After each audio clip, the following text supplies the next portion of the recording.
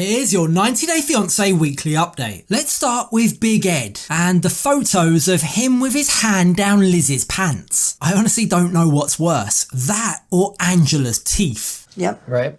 The teeth that you do have, you see all this brown here. Yep.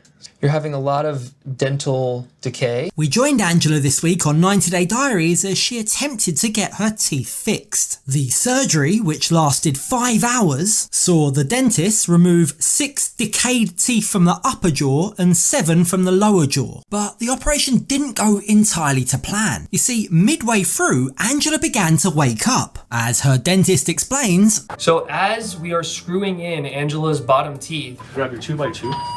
She starts to wake up and she started to bite me. You're okay. Dr. Sophia comes back in and gets her back under. That was stressful. Now, the fact that Angela is a smoker complicates issues because there's apparently an increased likelihood that the dental implants that they've put in won't take to the bone. So, you are a very high-risk patient. In other words, when someone who smokes cigarettes gets dental implants, the risk of failure is much higher. But despite this risk, and despite promising the dentist that she'll stop smoking, as we saw before with her weight loss surgery, Angela just isn't ready to quit smoking. I did promise I wouldn't smoke, but I didn't. But I did cut back a lot. And I mean a lot. For me.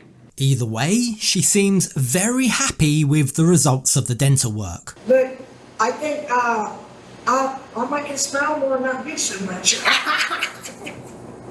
But it wasn't just her teeth that Angela had done. She also took to Instagram this week to show off her brand new piercing. Known as a Monroe piercing, it's apparently meant to resemble the beauty spot that Marilyn Monroe had on her upper lip. What do you think? Does Angela pull off the Marilyn Monroe look? Let me know your thoughts down in the comments below. We also had an Instagram update this week from Sinjin. He took to the site to post photos of himself with his new girlfriend. Now, I'm not sure of the lady's name. She goes by the username Shan Francisco, but based on the caption from her last post, it seems like the pair are in love. As for Sinjin's ex, Tanya, she's been posting lots of videos and photos of herself, enjoying her summer. It looks like both Sinjin and Tanya are moving on and both seem very happy, so I wish them all the best. Now, onto something much more serious. There is a little boy who needs all of our best wishes at this moment. Eve took to Instagram to share an update about her son, Taran. As has previously been discussed on the show, Taran has autism, Down syndrome, and now, as per Eve's Instagram post, he also has stage 2 kidney disease. She said, quote, "I didn't get the best news on Friday. I'm finding it difficult to still talk about, although as always, I will always keep fighting to extend his life, and hopefully he won't have to have a transplant in the near future. I'm sure you'll join me in wishing both Eve and of course Taran all the very best." And on that note, I'm sure Eve could have done without the news that's dropped this morning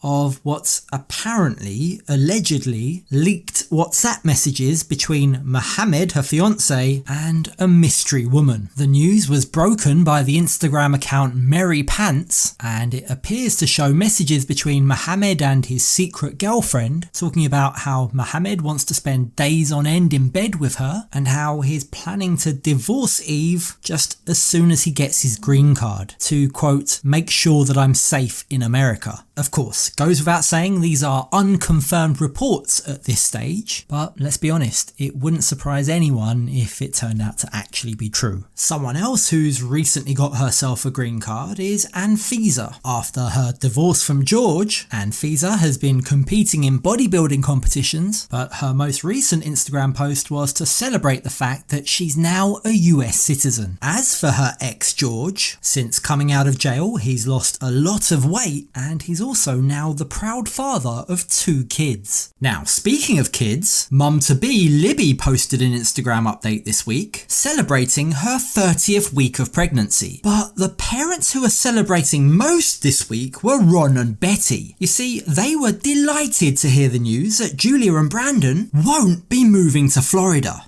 They're not going to Florida, yay! Hey! Knox.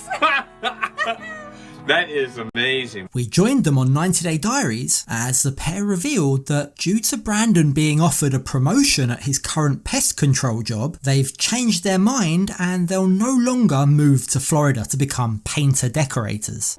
I think Julia's a little bummed about not going to Florida, but I think deep down she understands that this is the best thing for us to do and it's just the smartest move. Instead, they'll be moving to Norfolk, Virginia, which is much closer to Ron and Betty. But it wasn't all good news, because after the show aired, Julia took to Instagram to share the news that she faces deportation. Apparently, she was meant to have applied 6 months in advance to adjust her status, but she claims she wasn't able to do so because, quote, "we don't have more than one document where my name is indicated." Now, hopefully, what with them moving to Norfolk, Virginia, and apparently applying and being approved for a mortgage, that might help to relieve those issues. Understandably, she doesn't want to get sent back to Russia and separated from her husband, but she does blame being Russian as the reason why she hasn't been cast in the new season of Happily Ever After. When asked by a fan why she wouldn't be appearing on Happily Ever After, her response was, quote, "because I'm Russian, I guess." This then prompted a response from Yara, who's Ukrainian, where she posted a photo of herself with the caption, "my reaction when Russian people complain that the world discriminates against them. Facepalm." Finally this week, as suspected, we got confirmation that Rebecca and Zied are indeed relocating to live in Tunisia. You have decision? Yes. Decision about this? I'm gonna go to Tunisia. I think that, unfortunately, that's what we need to do right now. This wasn't an easy decision for Rebecca to make, but given that Zied was going to leave with or without her, plus the fact that they'd just been evicted from their apartment and had nowhere to live, ultimately Rebecca decided to give life in Tunisia a chance. Coming to the realization that I don't really have a choice right now. I'm leaning towards going to Tunisia, but only because I know that the alternative is I'm going to be alone. This meant having to say an emotional goodbye to her children and also having to rehome her pets. We said our goodbyes to family and friends here, which was really hard. We even found a way to rehome all of our animals with family and friends, but today's the day we're going to Tunisia. Rebecca will continue working her remote job, and she really hopes that Zied will finally get a job too. I'm going to be keeping my job because it's remote, and hopefully once we get there, Zied's going to find a job as well.